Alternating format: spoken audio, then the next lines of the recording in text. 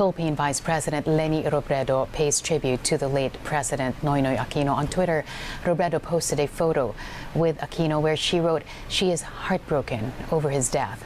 She described Aquino as a good friend and an honest president who always tried to do the right thing for the country. Senator Amy Marcos also honoring former President Noynoy Aquino. Marcos says beyond politics and public acrimony, she knew the former president is a kind and simple soul. Marcos and Aquino were colleagues in Congress from 1998 to 2007. The parents of the late President Noynoy Aquino were the main figures in the ouster of Amy Marcos's father, the late dictator Ferdinand Marcos. Judge Marbinay, who was Aquino's vice president, extended his deepest condolences to the Aquino family. He says, while he may have had political differences with Aquino during the last few years of their term, these will not diminish the many years of friendship between their families. Senator Joel Villanueva, who was appointed by Aquino as TESDA chief in 2010, said he could not believe that his mentor and brother has passed away. He called him the TESDA godfather who invested in the training of the youth. Human rights lawyer Shel Diokno, meanwhile, remembered how he and Aquino used to reminisce about their father's imprisonment during the Marcos regime. He said Aquino left too soon. Diokno adds the former president gave Filipinos many reasons to dream of a better future. The European Union delegation in Manila also expressed its condolences to the Aquino family. In a post, the EU shared photos of the former president during his visit to Brussels in 2014. The caption reads, "We mourn a friend who pushed for deepening our relations." Well, government officials, both current and former, paying tribute to former President Benigno Aquino III. National Defense Secretary Delfin Lorenzana says Aquino advocated for the strengthening of the country's defense and security capabilities. Lorenzana also credited the former president for the revitalization of the Armed Forces Modernization Plan.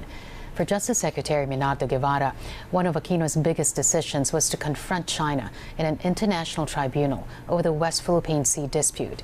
He adds, only history will judge if it was his greatest decision. Former Public Works and Highways Secretary Rogelio Singson, meanwhile, says Aquino embodied the real meaning of servant leadership. He also praises Aquino for his strictness with the government's budget, making sure all the money is well spent for the benefit of Filipinos. The former spokesperson of the Aquino family, Didi Sitanco, says the former president had been undergoing dialysis 3 times a week in preparation for a kidney transplant before his passing. She adds Aquino had been staying at his home in Time Street in Quezon City when he was rushed to the hospital this morning. He was rushed to Capital Medical at 6 a.m., but it was too late.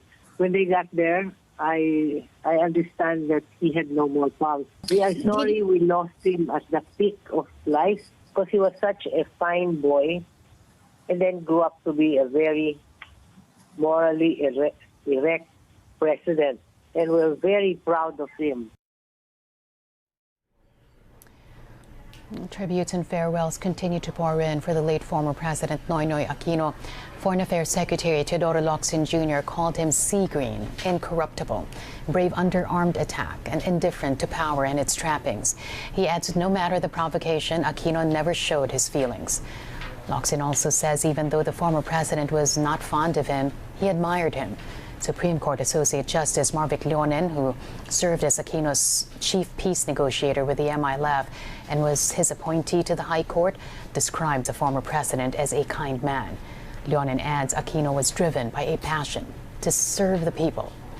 For Senate President Vicente Soto III, no matter the political affiliation, when the former president passes away, the whole country mourns. He also ordered the Philippine flag at the Senate to be flown at half-mast and make that in honor of Aquino. The city government of Davao has also ordered that the Philippine flag be flown at half-mast in the city until Aquino's burial. The city government says it is one with the nation in praying for the eternal repose of the late president's soul.